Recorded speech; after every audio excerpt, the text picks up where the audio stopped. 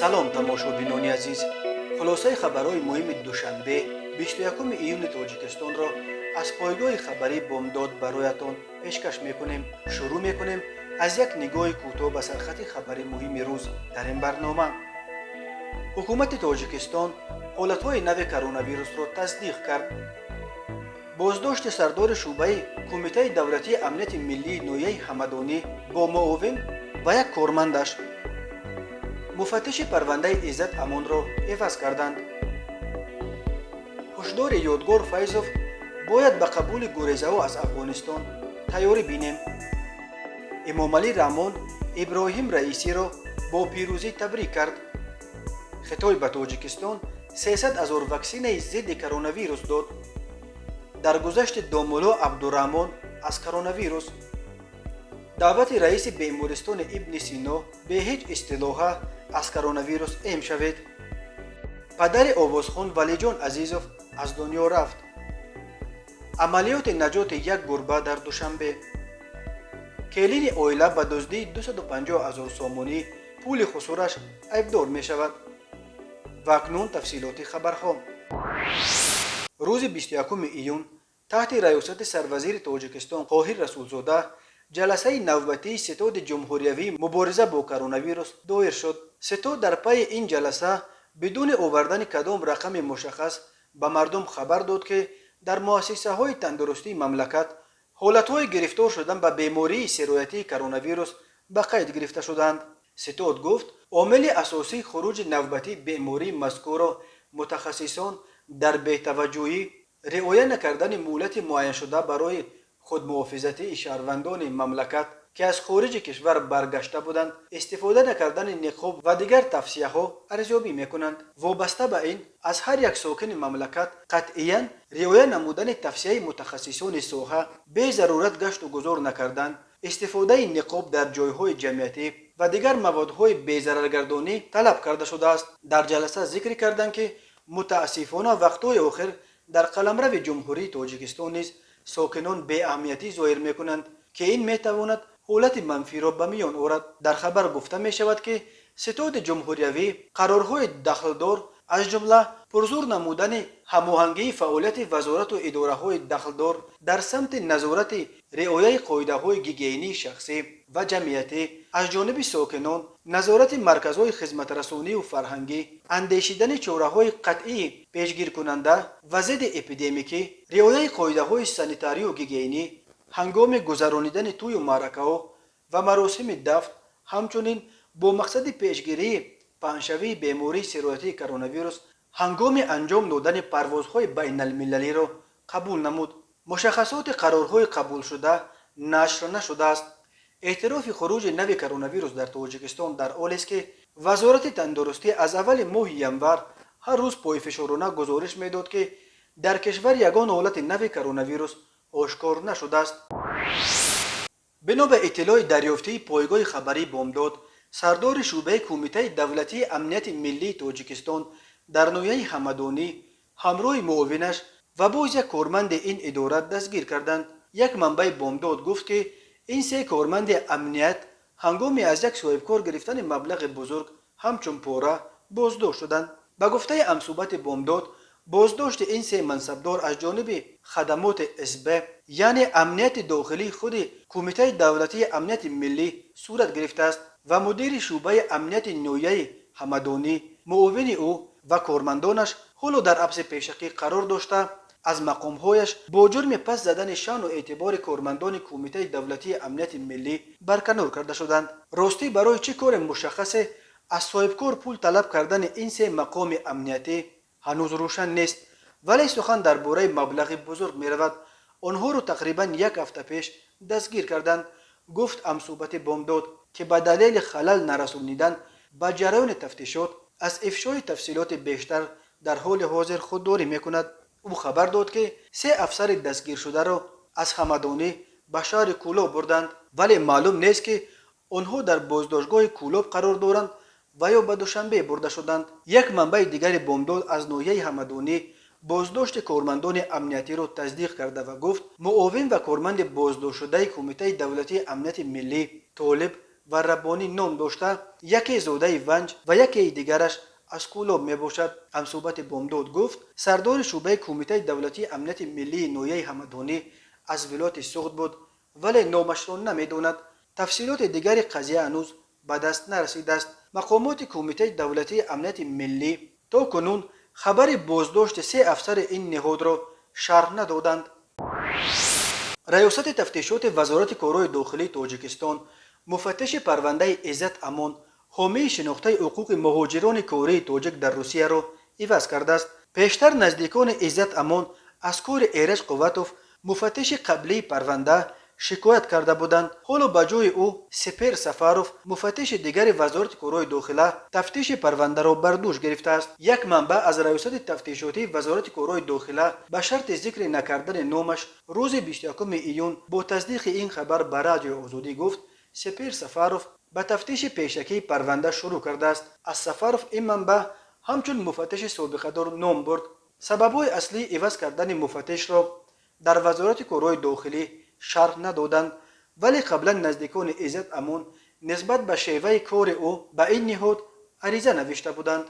عزت امان که روز 25 مارس در روسیه غیب زد و بعدا در تاجیکستان پیدا شد، با گمان قلابی به مقدار مخصوصا کلان قسم 4 ماده 247 کودکس جنایی در حبس پیشکی قرار دارد. به گفته نزدیکان عزت امان وقتی او در بازداشتگاه موقتی ریاست کارهای داخلی بود مفتش پیشینه حاضر نمیشد و تفتیش به کندی پیش میرفت. محمد یوسف خولوف پسر عزت امان روز 21 ایون به رادیو آزادی گفت از زمانی که پدرش را به بازداشتگاه وزارت عدلیه گذراندند مفتش هیچ کار عملی نمیکرد. من با مفتش نو ملاقات کردم. او وعده داد که روز 21 ایون برای ملاقات با پدرش در سزا سندها را درست خواهد کرد. امیدوارم که حرکت‌های تفتیشات قضیه تیزانیده می شود و حالا مسئله اصلی روبرو کردن افرادی می باشد که پدرم از آنها گویا قرضدار است، گفت محمد یوسف. دادگاه اسماعیل سامانی روز 25 می مهلت تفتیش پرونده عزت امان را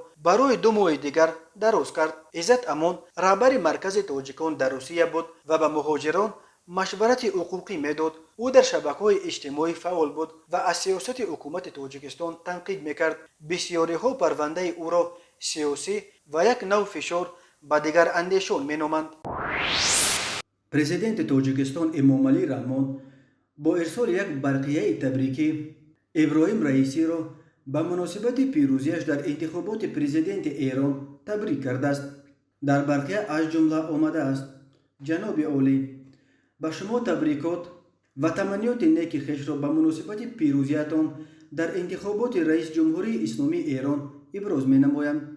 تاجیکستان و ایران ارزش‌های بی‌زوال فرهنگی و تاریخی و تمدنی به هم می پیوندند. در این زمین ما همیشه خواهان تحکیم و توسعه رابطه‌های دوستی و همکاری سودمند بین کشورهایمان بر اساس اصول حسن تفاهم، نیکخواهی و اعتماد خالصانه هستیم. به شما صحتمندی کامل و در فعالیت پرمسئولیتان در مسند عالی رئیس جمهوری اسلامی ایران کامیابی‌های نوین به مردم دوست ایران صلح و ثبات، نیک و احوالی و شکوفایی روزافزون آرزو دارم. ابراهیم رئیسی در انتخابات 13 پرزیدنتی ایران که روز 18 ایون دایر شد از بین 7 نامزد اکثر از جناحی محافظه‌کاران تندرو با کسب 62% آواز غالب آمد. رئیسی که 60 سال دارد و تا کنون رهبر قوه قضاییه جمهوری اسلامی بود، نیز نماینده جناحی محافظه‌کاران تندرو و نفر تحت حمایه رهبر روحانی ایران آیت الله علی خامنه‌ای دانسته می شود. رئیسی در مقام پرزیدنت حسن روحانی را که سال 2013 رئیس جمهور ایران بود و اینک بعد ادای هر دو دوره ممکن ریاستش کنار می رود عوض می کند. پرزیدنت در نظام جمهوری اسلامی ایران نقش رهبر حکومت اجراییه را اجرا می کند. نقش اول را در تعیین سیاست داخلی و خارجی ایران رهبر روحانیش آیت الله علی خامنه‌ای بازی می کند. دوشنبه هیچ نتوانست با پرزیدنت قبلی ایران حسن روحانی زبان بیابد و در نتیجه دوران ریاست او پرتنش‌ترین دوران در تاریخ مناسبت‌های ایران و تاجیکستان شد.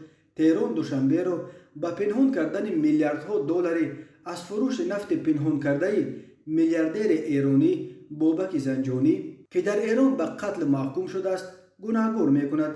دوشنبه به نوبت خود تهران را به قتل شخصیت‌های سرشناس در سالهای جنگ شهروندی تاجیکستان در سالهای 90 و پشتیبانی از اپوزیسیون اسلامی تاجیک ایبدار می کند. اختلاف دو کشور به حدی رفت که تاجیکستان به عنوان یکی از کشورهای مؤسس سازمان همکاری شانگهای حتی به تصمیم به عضویت این سازمان پذیرفتن ایران ویتو گذاشت. تماشابینان عزیز، یادآور می‌شویم خلاصه مهمترین اخبار تاجیکستان را از پایگاه خبری بامداد تماشا دارید. برنامه را ادامه می‌دهیم. جمهوری مردمی خیتای به تاجیکستان به طور رایگان 300,000 وایه واکسین کرونا واک داد و 300,800 عدد سوزندارو شام 20 ایون با کمک شرکت کوهی صنعتی تاجیکستان و خیتای به دوشنبه آورده و به جانب تاجیکستان سپرده شدند. وایه های فرستاده خیتای باید 2 دفعه گذرانیده شود و برای امگذاری 150,000 شهروند تاجیکستان کفایت می کند. در مراسم قبول واکسینه ها در فرودگاه دوشنبه وزیر تندرستی جمال الدین عبدالله زاده تاکید کرد که علم امروزه ثابت نموده است که محض برای واکسیناسیا پیش روی بیماری کرونا ویروس گرفته می شود. کمک خیتای در چارچوب برنامه سازمان جهانی تندرستی با نام کوواکس که تامین عادلانه کشورها با واکسن ضد کرونا ویروس را به هدف دارد رسانده شد. تاجیکستان ماه مارس با شرافت این برنامه از دهلی هندوستان 192,000 وایه استحصال شرکت استرازینیکا وارد کرده بود، ولی بعداً به دلیل بد شدن وضع اپیدمیولوژی در هندوستان دوشنبه دیگر نتوانست از آنجا واکسینه بیشتر بگیرد. مقامات وزارت تندرستی میگویند دوشنبه جهت گرفتن واکسینه روسی سپوتنیک نیز مذاکرات پیش میبرد، ولی هنوز معلوم نیست که توافق مشخصی در این بابت با مسکو به دست آورده است یا خیر. تا امروز در تاجیکستان 116,341 نفر وایه یکم و 15,034 نفر وایه دوم را قبول نموده در عموم 132,075 نفر با واکسینه فرا گرفته شدند. رئیس ولایت مختار کوهستان بدخشان یادگار فیضوف که همزمان سردار منطقه مدافع حدودی رقم 1 نیز می باشد، روز 18 ایون در یک جلسه مشترک با اعضای ستاد این منطقه مدافع حدودی که روبران مقامات حفظ حقوق، سرداران ریاست کمیته ها و اداره و مؤسسه های ضد دخل را در بر میگیرد، تأکید کرد که وضعیت ناامن در کشور هممرز افغانستان ما را هشدار میدهد که ثبات داخلی را تامین نماییم. در حالت احتمال خللدار ساختن مرز دولتی برای محافظت خاک مقدس کشور استادگری نموده عکس العمل جوابی را از خود نشان دهیم. در جلسه گفته شد که طبق معلومات رسمی فعلا وضعیت در ولسوالی بورک و زیباک و مهمه ولایت بدخشان جمهوری اسلامی افغانستان مرکب باقی میماند.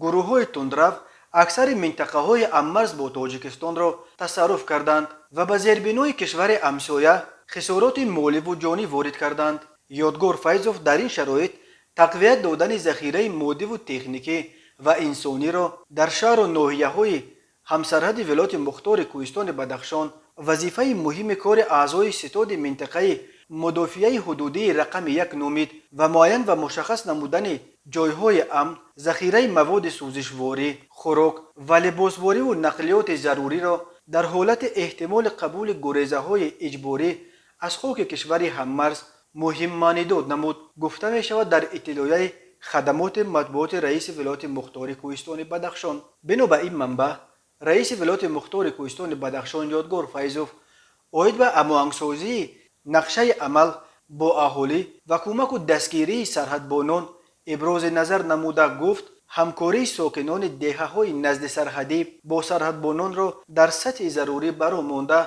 آن را تقویت باید داد. همچنین رهبر ولایت بابت هرچه بیشتر تفسیح و تحکیم دادن فعالیت منطقه مدافع حدودی و گذرانیدن مشق‌های مشترک ابراز نظر نموده افزود از بس که ولایت مختار کوهستان بدخشان با جمهوری اسلامی افغانستان مرز طولانی دارد، پرزور نمودن فعالیت منطقه های مدافع حدودی به طور دائمی و در حالت آماده باش قرار داشتن اعضای آن ضرور است. بررسی وضع افغانستان در جلسه مقامات ولایت مختار کوهستان بدخشان تاجیکستان در حالی است که بنا به خبرها جنگجویان جنبش طالبان در این اواخر حدود 30 ولسوالی را از جمله چندین منطقه در مرز با تاجیکستان را تصرف کردند. این نگرانی های را به بار آورده است که حکومت کنونی افغانستان می تواند بعد خروج تکیه‌گاه اساسیش نیروهای ائتلاف بین المللی سقوط کند. قرار است نیروهای امریکا مهره اساسی این ائتلاف علاقه تا ماه سپتامبر سال جاری ترک افغانستان کنند. پرزیدنت افغانستان اشرف غنی در پس منظر پیشرفت‌های اخیر طالبان مجبور شد که جنرال بسم الله خان محمدی یکی از یاران احمدشاه مسعود را اخیراً وزیر دفاع تعیین کند. اشرف غنی طی 7 سال ریاستش یگان بار نمایندگان قوم‌های غیر پشتون را به رهبری این وزارت کلیدی در حکومتش تعیین نکرده بود. روز 20 ایون روحانی تاجیک عبدالرحمن باقی‌زاده در سن 62 از عالم چشم پوشید. دومولو عبدالرحمن را در دهه گلپرور نویه رودکی به خاک سپاریدند. گفته می شود که دومولو عبدالرحمن قربانی کرونا ویروس شده است. ژورنالیست تاجیک عالم سفالوف در فیسبوک نوشت امروز یکی از دومولوهای خوب و با معرفت، با سواد و انسان دوست و پرهیزگار عبدالرحمن باقی‌زاده در سن 62 دنیای فانی را ترک نمود. در مقابل بیماری که عین زمان اکثر مردم سیاره به ضد آن مبارزه میبرند، تنها 2 هفته ایستادگی کرد و خلاص. چند ساعت پیش او را به خاک سپاریدیم. در مراسم نماز جنازه دومولو عبدالرحمن در دهه گلپرور مفتی سید مکرم عبدالقادرزاده رئیس شورای علمای مرکز اسلامی جمهوری تاجیکستان سخنرانی کرده مرحوم را همچون یک شخص خاکسار، حلیم، مهربان، دانشمند و دارای خصلت‌های خمیده انسانی توصیف کرده است. عالم سفالوف می نویسد همه اهل دهه گلپرور دومولو عبدالرحمن را همچون یک پیر، یک استاد و یک دومولو احترام می‌کردند. 10 نفر از دست ایشان قرآن خوان شدند و سواد دینی گرفتند. امروز برادر ایشان عبدالشریف باقی‌زاده خاورشناس، دانشمند و پژوهشگر علوم اسلامی، مؤلف رساله‌های فقه اسلامی، تفسیر نو قرآن کریم و چندین اثرهای دیگر اسلامی به حساب می رود. می نویسد عالم سفالوف و اینچنین از سالهای 90 یادآوری کرده است که وقتی دومولو عبدالرحمن از مردم دعوت میکرد که تا از مراسم‌های به نام اسلامی و در اصل به شریعت اسلامی یگان علاقه‌مندی نداشتند، دست کشند، او را وهابی برآوردند. وقتی در جنازه پدرش با نشان اصلاح شوی را از خود سر کردند، به جنازه‌خوان‌ها پول نداد. آن سالها به هر یک جنازه‌خوان پول میدادند و کی چند سو میدهد گویا یک سبقت بود. مردم نسبت ایشان چه گمان‌هایی که نکردند و چه سخن‌هایی که نگفتند، اما بعد زیاده از 10 سال این رسم و رسوم زیادتی توسط قانون به تنظیم درآمد و مردم به یاد آوردند که دومولو عبدالرحمن زیاده از 10 سال پیش در این باره می گفت، اما نه همه او را درست می فهمیدند. نوشته است عالم سفالوف. عبدالخلیل خالقزاده رئیس بیمارستان ابن سینا از طریق صفحه‌اش در فیسبوک از مردم دعوت کرده است که برای پیدا کردن امکان امشوی از کرونا ویروس به هیچ اصطلاح ام شوند.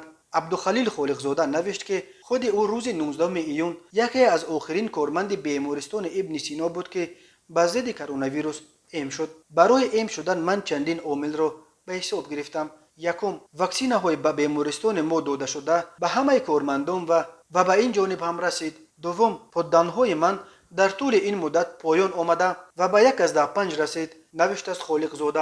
ولی می افزاید او نقطه مهم دیگر این که کارشناسان غربی پس از آن سر و صداهای قبلی به چنین خلاصه آمدند این بود است که عارضه های امکانی به مراتب کمتر از عارضه های بیماری کووید 19 و قابل کنترلند. همچنین می نویسد خالقزاده به اعتماد کارشناسان اپیدمیولوژ یگانه راه پیشگیری پاندمی امکانی است. 1 نفر ام شده می تواند 100 راه سرایت یافتن 10 نفر نزدیکانش گردد. یادمان نرود که 5% مبتلا شدگان به بیماری مذکور آن را وزنین می گذرانند. دعوت عبدالخلیل خالقزاده از مردم به امشوی به ضد کرونا ویروس در حالی است که بنا به گزارش فرتون کام تاجیکستان از لحاظ سطح فراگیری مردمش با واکسن ضد کرونا ویروس در یکی از زینه‌های پایین قرار دارد. تا کنون در تاجیکستان 132,000 نفر یا تقریبا 1.4% اهالی از کرونا ویروس ایم شدند. برای مقایسه این رقم در امریکا 51%، در کانادا و اسرائیل و بریتانیا 62%، در روسیه 12% و در ازبکستان همسایه 3.6% بوده است. عبدالحفیظ عزیزوف پدر آوازخوان تاجیک ولیجان عزیزوف در سن 76 از عالم چشم پوشید. جنازه او را ظهور 20 ایون در دهه سنگستان نوحه عینی به خاک سپاریدند. پدر ولیجان عزیزوف از بیماری دل رنج میکشید و صبح 20 ایون وفات کرده است. عبدالحفیظ عزیزوف سال 1945 در دهه سنگستان به دنیا آمده. سالهای زیاد در کارخانه نانپزی کار میکرد. از مرحوم 4 فرزند 3 پسر ولیجان، عبدوجمیل و بدلبای و 1 دختر باقی ماند.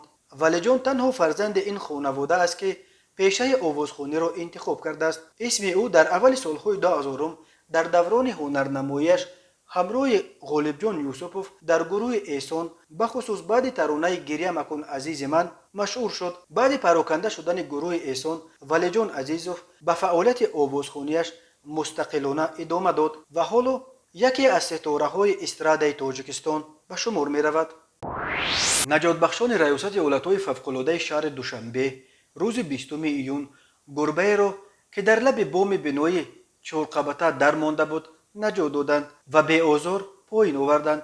کمیته ایالت‌های فوق‌العاده تاجیکستان خبر داد که روز 20 ایون ساعت 14:18 یک زن ساکن دوشنبه به خدمات یگانه نوبتداری و دیسپچری کمیته ایالت‌های فوق‌العاده زنگ زده خبر داد که یک گربه در لب بام بنای استقامتی در کوچه عینی 18 ناحیه شاهمنصور در مانده است. زن گفت ساکنان بنا تلاش کردند که مستقلانه به حیوان بیچاره کمک رسانند ولی تلاش‌هایشان نتیجه نداد. گربه که سخت ترسیده بود از جایش نمی جنبید و نالش میکرد. نجات بخشان کمیته ایالت‌های فوق‌العاده به جای حادثه آمده با یاری تجهیزات کوهنوردی از بام به سمت کرنیز پایان فرآمدند و گربه بیچاره را گرفته به صاحبش سپاریدند. در عکس‌های نشر شده کمیته ایالت‌های فوق‌العاده دیده می شود که گربه بعد نجات یافتنش در دست نجات بخشش قرار دارد و او گربه را با مهربانی نوازش می کند. کمیته ایالت‌های فوق‌العاده گفت نجات بخشان نه یک بار و دو بار قهرمان قصه های نجات حیوانات شدند. هرچند وظیفه اساسی نجات بخشان نجات آدمان از فلاکت است ولی از روی آدمگری نیست اگر به کمک آنها هم نرسیم. کلین 19 ساله یک عائله ساکن نوحه فردوسی شهر دوشنبه با گمان دزدی پولهای خسارش دستگیر شده است. مرد 54 ساله ساکن دوشنبه قبلا به مقامات خبر داده بود که ماه فوریه سال 2021 شخصان نامعلوم به خانه استقامتیش درآمده از آنجا 250,000 سامانی را دزدیده از جای حادثه غیب زدند. وزارت کارهای داخله گفت هنگام گذرانیدن چاره‌بینی‌های اپراتیوی جستجویی از جانب کارمندان میلیسیا معین کرده شد که این جنایت مذکور را کلین این مرد جوانزن 19 ساله صادر کرده است. تفتیش حادثه ادامه دارد. به کلین برای دزدی از 2 تا 5 سال زندان تهدید میکند. روز 20 ایون ساعت 15:30 راننده ماشین تمغه اوپل استرا سلطانوف قاسم جان سال تولدش 1986 ساکن جماعت کلینینی نوحه بلخی هنگام حرکت کردن از شارع دوشنبه 5 پایان در حدود جماعت فرونزه نوحه بلخی دوچرخران اشمرادوف عبدوجبار سال تولدش 1968 ساکن جماعت فرونزه را که از کنار راست راه حرکت میکرد پخش کرده است. در نتیجه دوچرخران در جای حادثه به هلاکت رسیده است. وزارت کارهای داخله گفت راننده اوپل از عهده اداره واسطه نقلیات برآمده نتوانسته است. هر سال بر اثر صدمه‌ها در راه‌های تاجیکستان تا 400 نفر جان باخته بیش از 1200 تن دیگر معیوب می‌شوند. تماشابینان عزیز و گرامی، این بود مرور به خلاصه چند خبر مهم روز 21 ایون تاجیکستان.